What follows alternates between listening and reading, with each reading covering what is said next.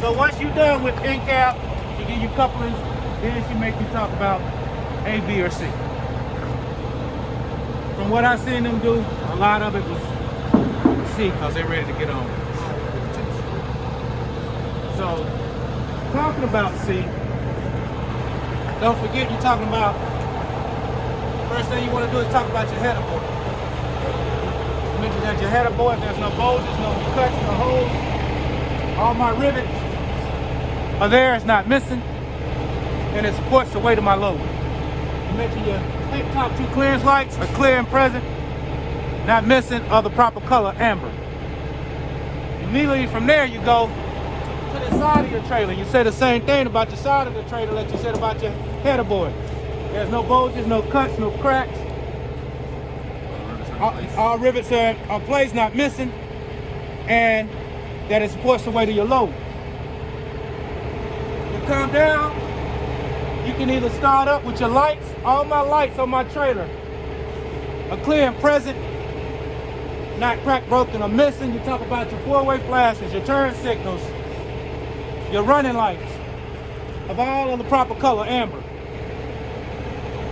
You gotta mention that there's at least 50% of red reflective DOT tape across, I said the skirt of my trailer. Some people say the apron, but across the skirt of your trailer, 50%. From there, you talk about your lights, you talk about the side, you talk about the reflector. Okay, now we move to the landing gear. My landing gear is properly mounted and secured. All bolts are present. It's raised up to the right height. And that my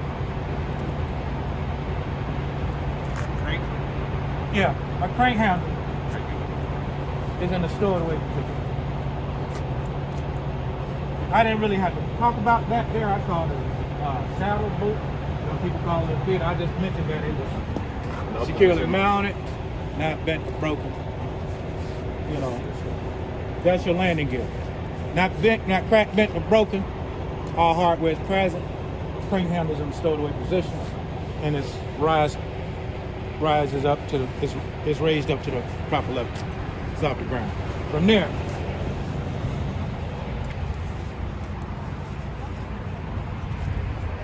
you talk about your airlines.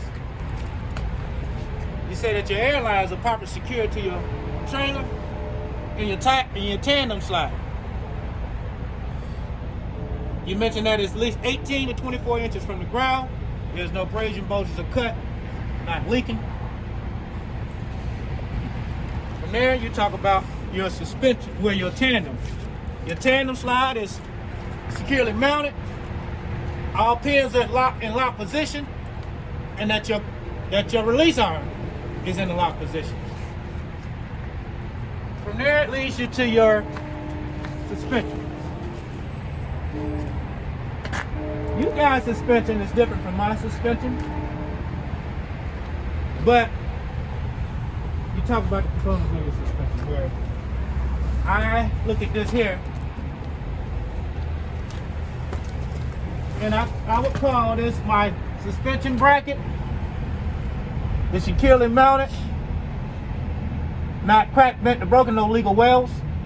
You got your leaf springs. It's straight with the frame. It's secured to your bracket. It's not cracked, bent, or broken, and it's secured to your axle with a U-bolt, a saddle, an anchor plate, and an axle seat. Those are well greased. It's not cracked, bent, or broken. From here, I talk about my shock absorber, securely mounted to my frame and axle with nuts and bolts, 2 soft and pliable bushings. From there, you move into your brakes. Talk about your brake lines. Your brake hoses are securely mounted, both ends. There's no abrasion, bulges, or cuts. It's not leaking, not illegally spliced, not frayed or cut. And then from there, of course, your lines lead you to your brake chamber. Your brake chamber and clamps are securely mounted, not missing, and not cracked, bent, or broken, not leaking. From there, it leads you to your slack adjuster push rod. Your push rod is secured to your slack adjuster. It's three things. You got a pin, you got a clevis, you got a cotter pin.